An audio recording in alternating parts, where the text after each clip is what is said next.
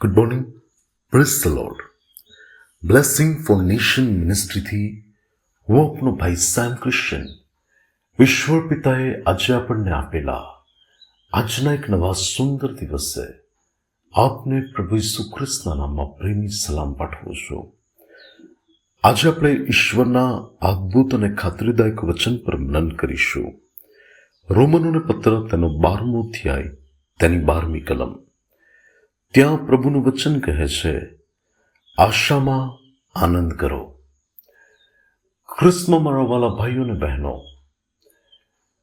માણસો પર રાખેલી આશા એ તમને દુઃખી કરી શકે છે, પરંતુ પ્રભુ પર રાખેલી આશા અને પ્રભુ પર રાખેલો ભરોસો એ તમારા જીવનમાં અદ્ભુત પરિણામો લાવી શકે છે. વાલાઓ, બાઇબલ આપણને જણાવે છે કે આશા શરમાવતી નથી, પરંતુ એ ક્યારે કે જ્યારે આપણે આપણો ભરોસો આપણા ઉદ્ધારકર્તા પ્રભુ ઈસુ ખ્રિસ્ત પર ખરા અર્થમાં પ્રગટ કર્યો હોય. વાલાઓ, મારા અને તમારા જીવનની અંદર ચોક્કસપણે આપણે એવી બાબતોમાં પ્રભુ પાસે અપેક્ષા રાખીએ છીએ, આશા રાખીએ છીએ કે મારા જીવનની આ પરિસ્થિતિમાં મને એક ઉત્તમ પરિણામ મળે. ત્યારે વાલાઓ, બાઇબલ આપણને એવું પણ કહે છે યાકૂબના પત્રમાં કે તમે કશામાં પણ અપૂર્ણ રહો નહીં, માટે ધીરજને તેનું કામ પૂરેપૂરું કરવા દો. તો આશા સાથે ધીરજ પણ જોડાયેલી છે. પરંતુ ઘણા લોકોનો પ્રશ્ન એ છે કે તેઓના જીવનમાં તેઓ આશા રાખે છે કે પ્રભુ મને આ પરિણામ આપશે, પરંતુ તેમના જીવનમાં ધીરજ નથી હોતી કે તેઓ એ બાબતને માટે રાહ જુએ અને રાહ જોવી કે મને પરમેશ્વર આ પરિણામ આપશે. તો એ રાહ જોવાની બાબતોમાં જ વાલાઓ આશા છુપાયેલી છે કે પ્રભુ મારા માટે કરશે. બાઇબલમાં તમે હન્ના નામની સ્ત્રી વિશે જ્યારે વાંચો છો અને એના વિશે આપણે જ્યારે સાંભળીએ છીએ, ત્યારે બાઇબલ કહે છે કે તે દુઃખી મનની સ્ત્રી હતી, પરંતુ તેને પ્રભુમાં જે આશા હતી કે પ્રભુ જ મારા જીવનની પરિસ્થિતિ બદલી શકે છે, તો તેણે એ આશામાં પ્રભુના ભવનમાં જઈને તેણે વિશ્વાસની સાથે પ્રાર્થના કરી. તો વાલાઓ, આશાની સાથે વિશ્વાસ પણ જોડાયેલો છે.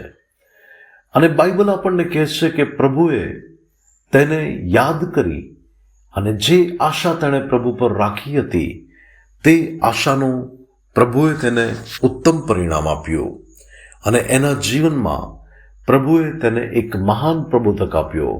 એટલું જ નહીં, પણ આગળ જતા બીજા સંતાનો પણ આપ્યા. આશાની બાબતોમાં ઇબ્રાહીમના જીવન વિશે પણ આપણે જોઈએ તો તેની પાસે પ્રભુનું વચન હતું કે પ્રભુ તેના માટે આ બાબત કરશે. ત્યારે તેણે એ વચન પર વિશ્વાસ કર્યો.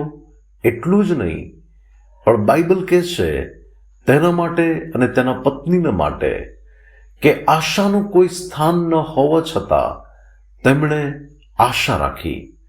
સારાએ પણ આશા રાખી અને ઇબ્રાહીમે પણ વચનની પરિપૂર્ણતાને માટે પ્રભુમાં આશા રાખી અને પ્રભુએ તેને આખરે વચનનું સંતાન આપ્યું. એટલું જ નહીં, પરંતુ જે જે બાબતોમાં તેણે પ્રભુમાં આશા રાખી એ સર્વ બાબતોમાં પ્રભુએ તેને ઉત્તમ પરિણામો પણ આપ્યા.